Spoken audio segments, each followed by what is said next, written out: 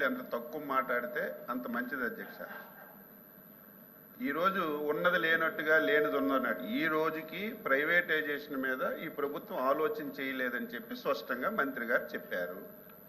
ఇది అలవాటు చేసింది మీరే. ఈరోజు లాభాల్లో ఉన్నటువంటి విశాఖపట్నంలో ఉన్నటువంటి పోర్టు ప్రైవేటైజ్ చేసింది ఎవరు అధ్యక్ష? కృష్ణపట్నం పోర్టు ప్రైవేటైజ్ చేసింది ఎవరు అధ్యక్ష?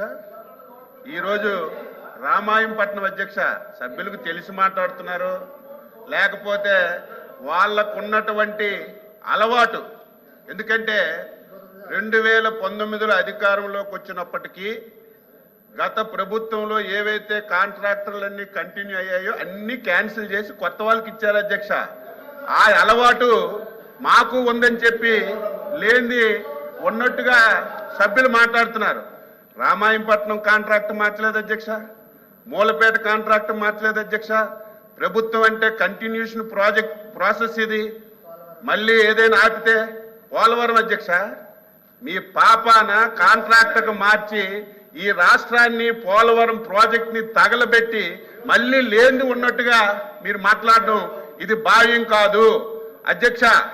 ఈరోజు ఇంకొకటి ఏంటంటే గ్రేట్ అధ్యక్ష, విభజన చట్టంలో మనందరం నెత్తి నోరు కొట్టుకొని అడిగాం. దుగ్గిరాజపట్నం ఫేజబిలిటీ ఫోర్టు చాలా అవసరం ఈ రాష్ట్రానికి. ఆ రోజు మేము లైన్లోకి తెచ్చి పెడితే 5 సంవత్సరాలు 25 మంది పార్లమెంట్ సభ్యులు గెలిపిస్తే మొత్తం తీసుకొస్తామని చెప్పి ఓకదంపుడు ఉపన్యాసాలు ఇచ్చారు అధ్యక్ష. 5 సంవత్సరాల్లో ఈ రాష్ట్రానికి కేంద్రం నుంచి ఒక్క పైసా అంటే ఒక్క పైసా తేలేదు. ఆంధ్రుల హక్కు విశాఖ ఉక్కని సంవత్సరాలు నిరాహార దీక్ష చేస్తే ఈ ముఖ్యమంత్రి ఆ రోజున్నటువంటి ప్రభుత్వం ఒక్కసారి కూడా పట్టించుకోలేదు.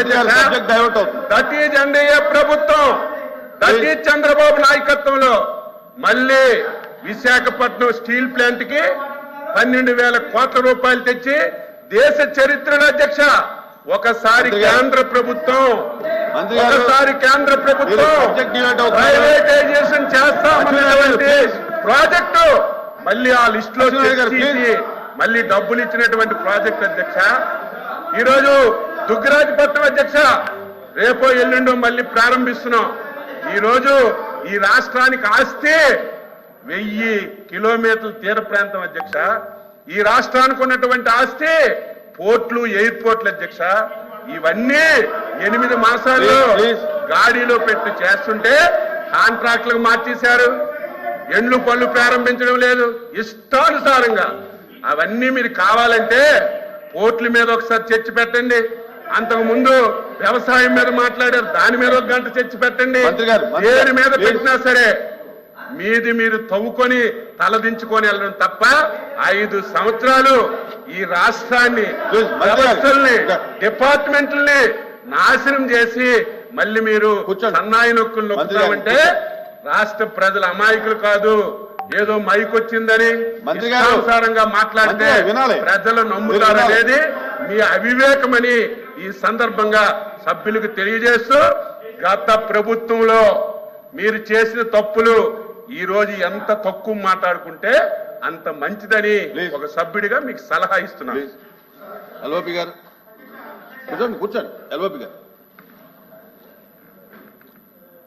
అధ్యక్ష, ప్రశ్న పోర్టులకు సంబంధించి స్థానికంగా శాసనసభ్యుడు రామాయణపట్నం గురించి మాట్లాడారు.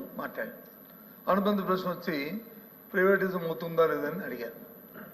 దాన్ని పక్కదో పెట్టి గత ప్రభుత్వం అంతకుముందున్న ప్రభుత్వం తన చరిత్రని పాపం వ్యవసాయ మంత్రి గారు పాపం చాలా కష్టపడి వారి ఘనతని, వారి ఘనకార్యాలను చెప్పుకుంటున్నారు. అధ్యక్ష, దేశ ప్రజలందరికీ, రాష్ట్ర ప్రజలందరికీ తెలుసు ఈ రాష్ట్రంలో ప్రత్యేక హోదాన్ని ఏ రకంగా తాకట్టు పెట్టి ప్రత్యేక ప్యాకేజీ కింద తీసుకుని ఏదైతే పోలవరంలో వచ్చి బ్యాక్ డోర్లో నిధులు సంపాదించుకుందామని చెప్పి చేసిన ప్రయత్నం రాష్ట్ర ప్రజలు మర్చిపోలేదు అధ్యక్ష. రాష్ట్రాన్ని చేసిన అన్యాయాన్ని మర్చిపోలేదు అధ్యక్ష. మర్చిపోవాలనుకుంటే పొరపాటు. ఏ రకంగా ఆ రోజు జరిగిందో ఇవన్నీ చెప్పుకుంటే ఇంకా కదా కచ్చరి చెప్పుకుంటే అన్ని చెప్పుకోవచ్చు అధ్యక్ష. కానీ సందర్భం, సమయం దాన్ని పెట్టుకుని మాట్లాడాలి అధ్యక్ష. అంతేగాని మాకు వచ్చి ఉన్నది ఏంటి వ్యత్యాసం అధ్యక్ష? ఒక్క పోర్టుని ఈ రాష్ట్రంలో వచ్చి గత 5 సంవత్సరాల్లో ఏ ఒక్కడైనా సరే గవర్నమెంట్ పోర్టులు వచ్చి ప్రైవేట్ చేశారు అధ్యక్ష? ప్రైవేట్ లో ఉన్న పోర్టులను వచ్చి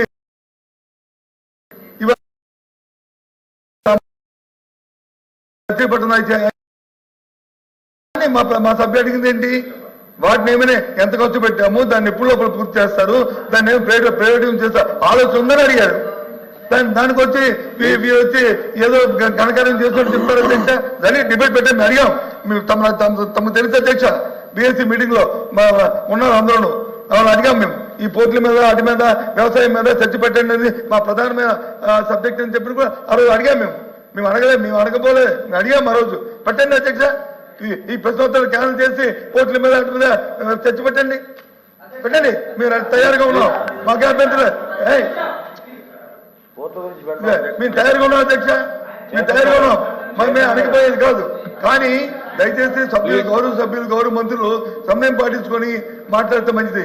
ఎవరో పుచ్చుకృతి లేస్తారని, ఎవరో మార్పు వస్తారు. ఆల్రెడీ మీరు మంత్రి అయిపోయారు, ఎందుకంటే ఇంకేం అవ్వడానికి ఉండదు. కాబట్టి దయచేసి సమయం పాటిస్తూ మీకున్న వాస్తవాలు మీరు మాట్లాడాల్సిన సందర్భం ఉంది.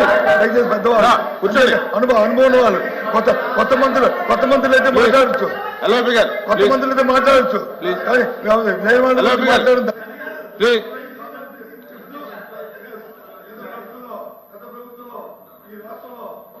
మేము ఎసెట్ క్రియేషన్ కోసం పోర్టులు కానీ లేకపోతే షిప్పింగ్ యార్డ్ కానీ అవన్నీ కూడా గత వృత్తులు మేము చేస్తాం.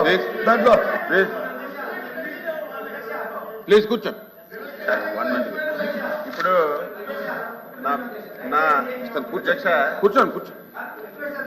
కూర్చోండి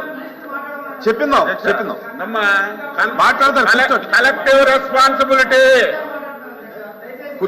రెస్పాన్సిబిలిటీ ఎవరైనా మాట్లాడొచ్చు. వాళ్ళే మాట్లాడాలి, వీళ్ళే మాట్లాడాలని చెప్పడానికి మీకు అర్హత లేదు.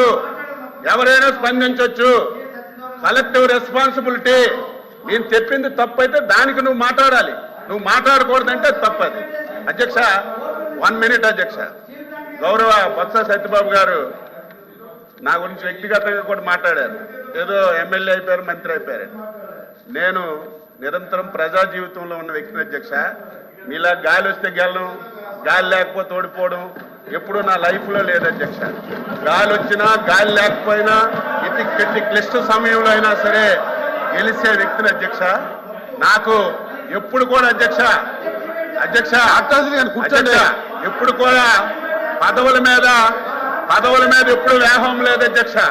పదవున్నా పదవి లేకపోయినా నిరంతరం ప్రజల గురించి పనిచేసే తత్వం అధ్యక్ష. ఒకసారి తెలుసుకోమని చెప్తున్నా అధ్యక్ష.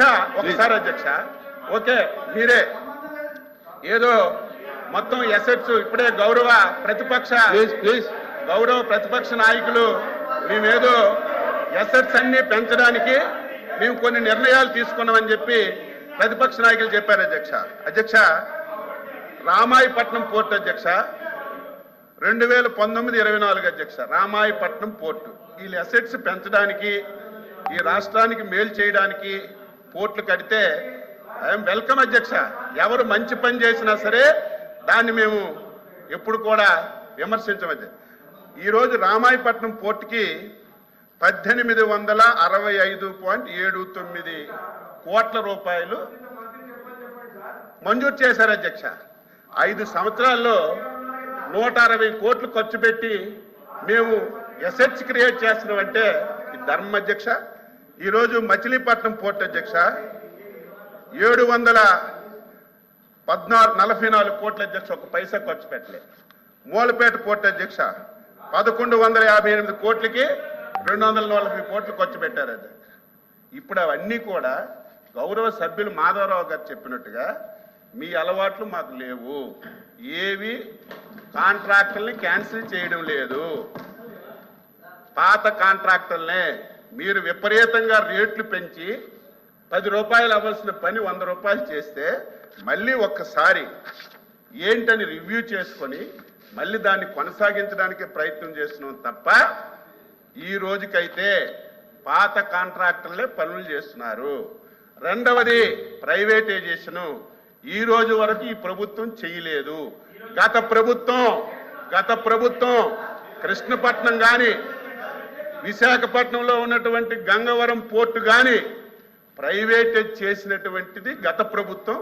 మా ప్రభుత్వం ఇంతవరకు అటువంటి ప్రయత్నం చేయలేదని ఈరోజు శాసన మండలిలో స్పష్టంగా సమాధానం చెప్తుంటే మరి రాజ్యసభ సభ్యులుగా కూడా ముందే ఊహించుకుంటున్నారు ఆయన. ఇది జరగదు, రేపు తప్పనిసరిగా చేసేస్తారు, కేంద్ర ప్రభుత్వం ఒప్పుకోదు, ఇవన్నీ మీ ఊహల్లో మాట్లాడితే దానికి ఆన్సర్స్ ఉండవు. స్టిల్ ఈ రోజుకి ఆ ప్రయత్నం లేదు. ఏవైతే పాత కాంట్రాక్టర్లు ఉన్నారో వాళ్ళతోనే చేయిస్తాం. మీరు విపరీతంగా ఎస్టిమేషన్స్ పెంచారు, అవన్నీ ఒకసారి మళ్ళీ చదువుకొని మళ్ళీ తెలుసుకొని దాన్ని ముందుకెళ్ళడానికి ప్రయత్నం చేస్తాం తప్ప ఈరోజు ఎటువంటి తప్పుడు ఆలోచనలు కానీ ఈ రాష్ట్ర ప్రభుత్వానికి ఒక పైసా నష్టం జరిగే కార్యక్రమాలు కానీ ఈ ప్రభుత్వం చేయదు అని చెప్పి మీకు తెలియజేస్తున్నాను. అధ్యక్ష, వ్యవసాయ మంత్రి గారు ఎక్కడి నుంచో రాయలసీమ నుంచి వచ్చిన వ్యక్తి కాదు.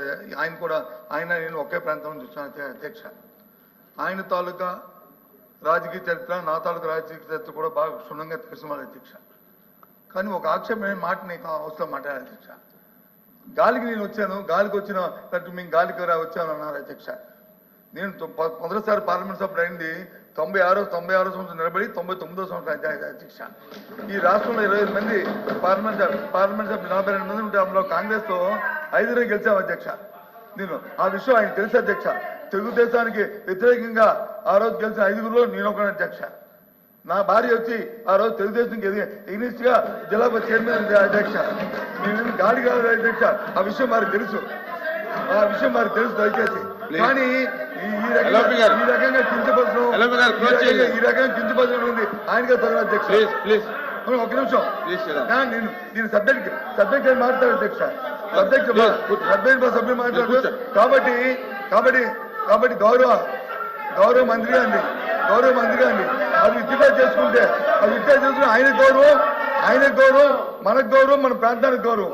ఆయన గౌరవం మనకు గౌరవం, మన ప్రాంతానికి గౌరవం. ఆ మరుడికి తెలిసే గాలికి వస్తున్న మాట అనే వాటిని విత్డ్రా చేసుకుంటే ఆయనకు గౌరవం, మాకు గౌరవం, మన ప్రాంతానికి గౌరవం, రాజకీయ గౌరవం. దయచేసి మాట్లాడేది అధ్యక్ష. అరే నువ్వు కూర్చోమ్మా అధ్యక్ష. ఏంటి మాట్లాడుతున్నారండి మీరు? ఎందుకు మాట్లాడుతున్నారు? ఇప్పుడు మంత్రి గారు ఉన్నారు, వ్యవసాయ మంత్రి గారు ఉన్నారు, ఆయన ఏదో అన్నారని చెప్పి ఆయన అడుగుతున్నారు, కావాలంటే ఆయన సమాధానం చెప్తారు. మీరెందుకు లేచి మాట్లాడతారు?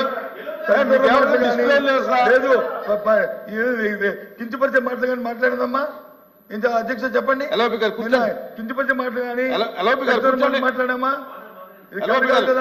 ఏదైతే నా మీద వ్యక్తిగతంగా గాలికి వచ్చిన మాట అన్నారో అది వారికి గౌరవం కాదు, నాకు గౌరవం కాదు, మన ప్రాంతానికి గౌరవం కాదు. మనందరం కూడా కింద స్థాయి చూస్తున్న వ్యక్తులు. ఇవాళ ఏ పార్టీలో ఉన్నా, ఎక్కడ అధికారంలో ఉన్నా వాటిని ఎదిరించి పోరాడి రాజకీయాల్లోకి వచ్చి ఇక్కడ నిలబడి గౌరవ స్థానంలో ఉన్న వ్యక్తులు ఈ రకమైన మాట్లాడి మనం కించపరుచుకోవడం బాధ్యత కాదని మనం చేస్తూ సభ్యుడు వచ్చి సబ్జెక్ట్ మాట్లాడుతున్న అధ్యక్ష, మా సభ్యుడికి అవకాశం కోరుతున్నాం. మాట్లాడతారా? సింపుల్ గా. అచ్చెన్నాయుడు గారి గురించి మీకు తెలుసు, నేను ఎప్పుడు కూడా వ్యక్తిగతంగా విమర్శించను. సబ్జెక్టు మీద మీరు ఎంత మాట్లాడితే దానికి అంత ధీటుగా సమాధానం చెప్తాను. మీరు ఎన్నిసార్లు అడిగినా చెప్పడానికి మీరు చూశారు, గత సభలో చూశారు, అంతకుముందు కూడా చూశారు. ఈరోజు ఆయన నా గురించి ఎమ్మెల్యే అయ్యారు, మంత్రి అయ్యారు, రేపు ముఖ్యమంత్రి మీకు రాదు, ఇవన్నీ మీరు అన్ని చేతే మీరు అడిగి మీరు అనుకున్నారు. నేను తప్పు చెప్పలేదు అధ్యక్ష. కొంతమంది గాలికి గెలుస్తారు, కానీ నేను ఒక పార్టీలో ఉన్నాను, ఎప్పుడు ఓటమి చెందలేదు. నేను తప్పు చెప్పలేదు కదా అధ్యక్ష. నేనేం తప్పు చెప్పానా? లేకపోతే నువ్వు గెలకంటే గెలిచావని శాసన మండలి అబద్ధం ఆడుతున్నావని చెప్పానా? నేనేం తప్పు నేను ఎప్పుడు కూడా మళ్ళీ శాసన మండలిలో నేను పునరుద్ఘాటిస్తున్నాను. వ్యక్తిగతంగా ఎవ్వరికి నాకు ఎన్ని ఇబ్బందులు పెట్టారో తెలుసు, నాకు ఎన్ని సమస్యలు సృష్టించారో తెలుసు. 8 మాసాలైంది నాకు సమస్యలు సృష్టించిన వాళ్ళ మీద, లేకపోతే నాకు ఇబ్బంది పెట్టిన వాళ్ళ మీద ఎక్కడైనా మీరు రికార్డు అంతా చదవండి. ఒక్కళ్ళ మీద ఒక్కరోజు నేను మాట్లాడితే నేను అది సిగ్గుగా భావిస్తాను. ఇప్పుడు అలా మాట్లాడినది ప్లీజ్. మరి గౌరవ ప్రతిపక్ష నాయకులు మాట్లాడిన తర్వాత నేను చెప్పవలసి వచ్చి చెప్పాను. ఈరోజు ఏదైతే మాధవ్ గారు చెప్పారో ఆయన మళ్ళీ చెప్తున్నాం, ఇది కాంట్రాక్ట్ మార్చలేదు, అతి త్వరలో పనులు ప్రారంభిస్తాయి. దీని ఒక టైం బౌండ్ పెట్టుకొని రామాయంపట్నం, కొత్తగా వచ్చినటువంటి దుగ్గరాజుపట్నం, మా జిల్లాలో ఉన్నటువంటి మూలపేట పోర్టు ఒక టైం బౌండ్లో పూర్తి చేసి ఆంధ్రప్రదేశ్ని దేశంలోనే ఒక లాజిస్టిక్ హబ్గా తయారు చేయడానికి మేము అన్ని విధాల కృషి చేస్తున్నామని ఈ సందర్భంగా సభ్యులకి మీకు కాకపోయినా మీ ద్వారా రాష్ట్ర ప్రజలకు తెలియజేస్తున్నాం. ప్లీజ్. వాస్తవాలు లేవు అధ్యక్ష. ఎందుకంటే దుగ్గరాజపట్నం అనేది విభజన హామీల్లో